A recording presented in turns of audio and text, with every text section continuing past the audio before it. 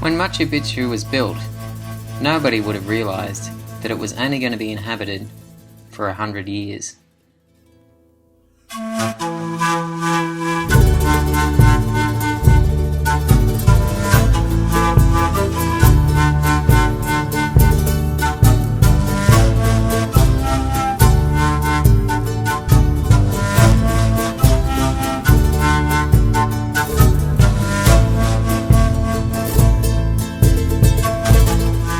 Whew, mate, this place is incredibly awesome.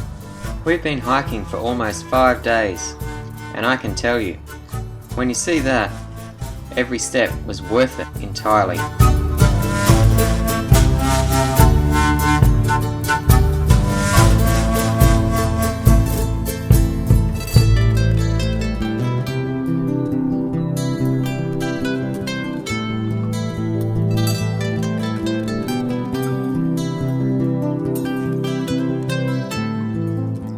We're surrounded by incredible natural beauty, hewn out over thousands of years. These mountains are just incredible. And hey, look! Looks like someone had the bright idea to put a city right on top of this mountain here. What an amazing citadel. Welcome to Machu Picchu. This is the Machu Picchu, you know, maybe it's considered the most important archaeological place in Peru.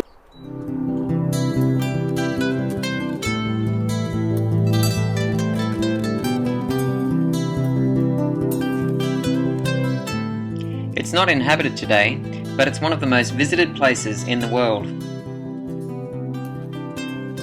Legend has it that the Inca Emperor Pachacuti made this place what we now see today, preserved 5 centuries later. If that took vision and leadership, actually putting it into place took just as much engineering intelligence and brute hard work.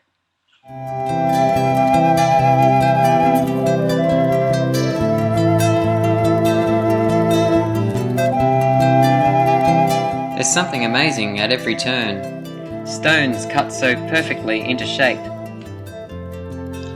Stone houses, probably with grass roofs, that are still here today. I bet you can't boast about your house having been around for 500 years. I certainly can't. My house is probably going to be knocked down before it even reaches 100 years. The alignment to the sun, planets and seasons up here is incredible. This stone, the Intihuatana, is supposed to have been pretty important to the Inca.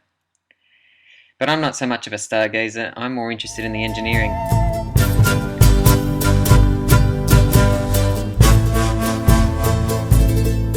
Check out the water supply, the irrigation and the drainage. For me, that's the most incredible thing about this site. With around 2 meters of rainfall every year, this place is susceptible to landslides and erosion.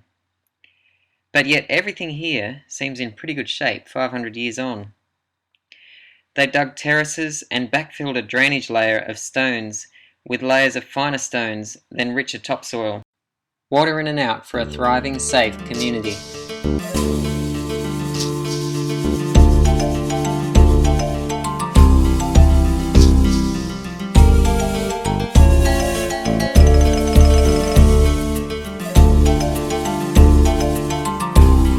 This system of terraces and irrigation enabled a flourishing community based on all different types of agriculture. Various animals were also domesticated, including llamas, alpacas, and the guinea pig. Machu Picchu, a place many people have visited, but few have ever lived. To the best of our knowledge, only a few hundred people lived here, and only for around 100 years. Then it was lost for 400 years, and only rediscovered in 1911.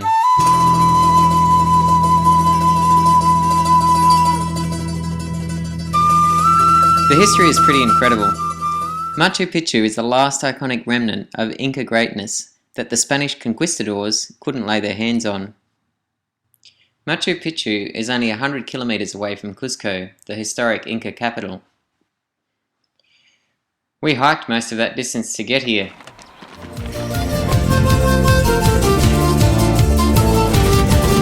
Cuzco was the scene of many battles between the Spanish and the Incas. Yet the Spanish never made it to Machu Picchu. Perhaps the Incas swore themselves to secrecy, never to let the Spanish know where it was. Despite losing thousands of lives, all their treasure, and the entire empire, they still never lost the knowledge of Machu Picchu to the Spanish. The Inca emperor even offered to give a room full of gold in exchange for his release. The Spanish took it and ruthlessly killed him anyway. The Incan Empire was utterly destroyed. Little remains today of the people, the language, and the culture.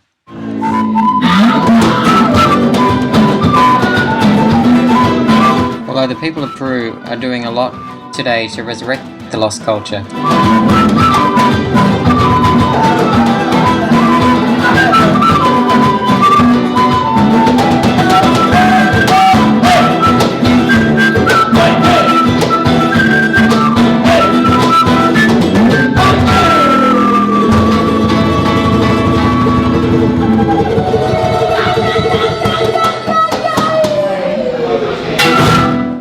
So over the centuries, Machu Picchu became overrun by jungle, shrouded in mystery, until in 1911 it was discovered by Hiram Bingham.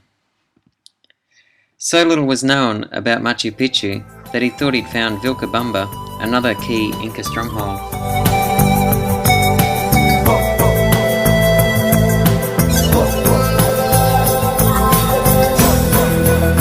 To the Machu Picchu, nobody living. Machu Picchu was abandoned, okay, covered by the vegetation only. Have you ever thought to ask why some of the world's most famous landmarks are uninhabited? In each case there's a different story, but there is a common theme.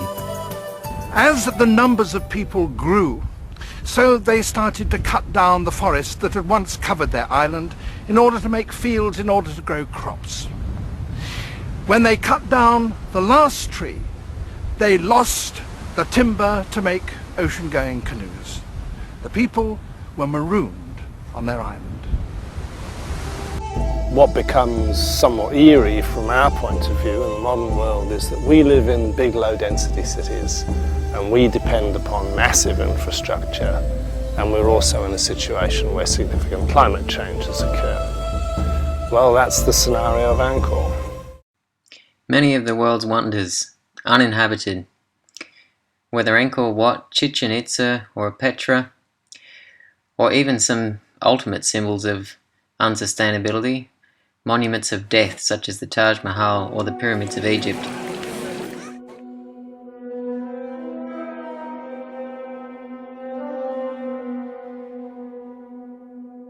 Have we learned the lessons from history? Makes you wonder whether we're on course to repeat what happened at some of these places, but on a global scale. Resource shortage, conflict. The army is brought in to control local dissent. Who are you protecting? There's your people without drinking water and you're protecting foreign investors. What comes next? Annihilation? Back here in Machu Picchu, why did this one not last? Was the engineering inadequate? Maybe they ran out of food or water? What happened? A common theme these days is sustainability. We weren't using that word nearly so much just a few decades ago. But there's a growing realization now that perhaps our style of civilization may somehow be unsustainable. And sure enough, there's a number of indicators that our planet is undergoing change. Change to the point of losing things that we value.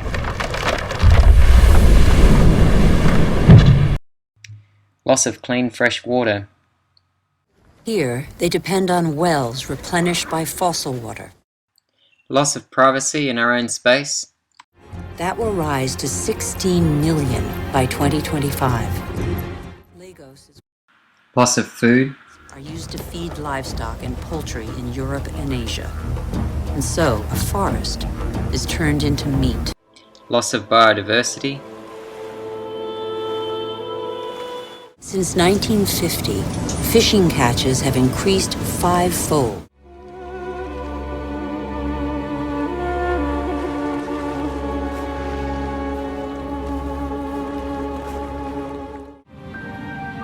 Loss of our coastlines.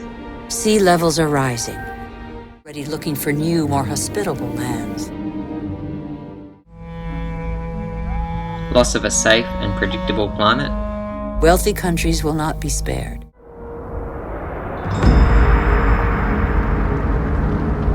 More and more wildfires. The forest diversity was replaced by a single species, palm oil, eucalyptus trees. Loss of our forests. Deforestation destroys the essential to produce the superfluous. But elsewhere, deforestation is a last resort to survive. The big issues for today are not only environmental degradation and limited natural resources. There's a big human behaviour component to sustainability. We have some habits that are pretty unsustainable. Fat. Here it is here, look. I mean, it's sitting here. Sick. I've got a thing called chronic urticaria. I've been taking pills night and day. Looking at these bottles here, it doesn't look good, does it? And nearly dead. There's more to sustainability than just the physical state of our planet. The sustainability of our civilization, or its downfall, depends a lot on the human dimension. Here at Machu Picchu, the evidence suggests it was more human. Perhaps conflict, or introduced Western diseases, or maybe a bit of both. What protects our fragile planet for the future? Your own life. There are some pretty big global issues, and people are working pretty hard to solve them. Advances in science and technology have given us improved health and allowed exponential population growth. But we're now faced with critical resource shortages, along with a new set of health and environmental issues. No matter how wealthy you are, or which country you live in, any of these issues can strike pretty close to home. For the Incan Empire, smallpox and conflict managed to wipe out a dynasty. Is there anything we can do to ensure our survival? Insurance can only do so much, and the premiums are going higher, especially with global warming. According to Munich Re, the economic cost of recovering from natural disasters is rising dramatically. The year 2011 saw a record $380 billion in losses worldwide. Will your city become like this one? A ghost town that's only ever visited by tourists or documentary crews? Or even the entire planet? Will it become desolated, uninhabited? My name is Robert Neville. I'm a survivor living in New York City. Or will your own family or community be wiped out?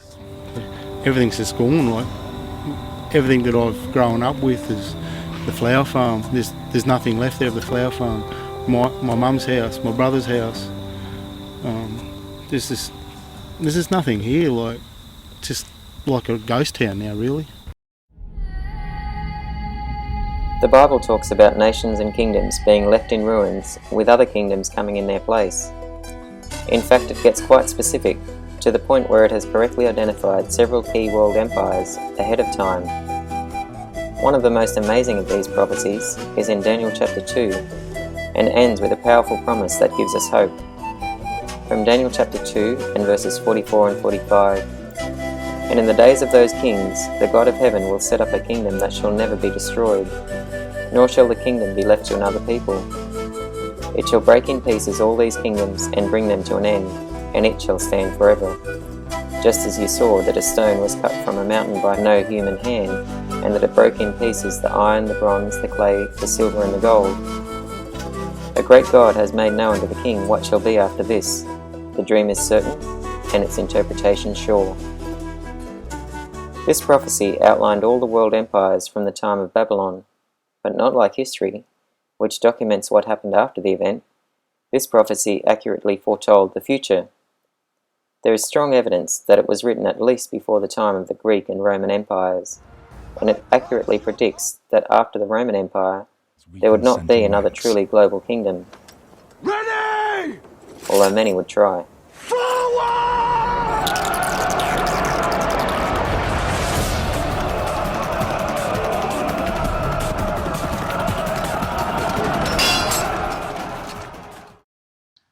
If you've never heard of the prophecy of Daniel 2, I can guarantee you're going to be blown away by it.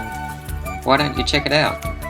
Look it up in the Bible, or go and visit www.recyclingearth.com and search for Daniel 2, the prophecy, and read it for yourself. You'll be blown away. The Bible has a lot to say about our past, present and future, and has principles that help deal with all the big issues we face today. The big global issues like sustainability, global warming, human conflict, health and disease, resource shortage, and so on. It also deals with our deepest personal needs.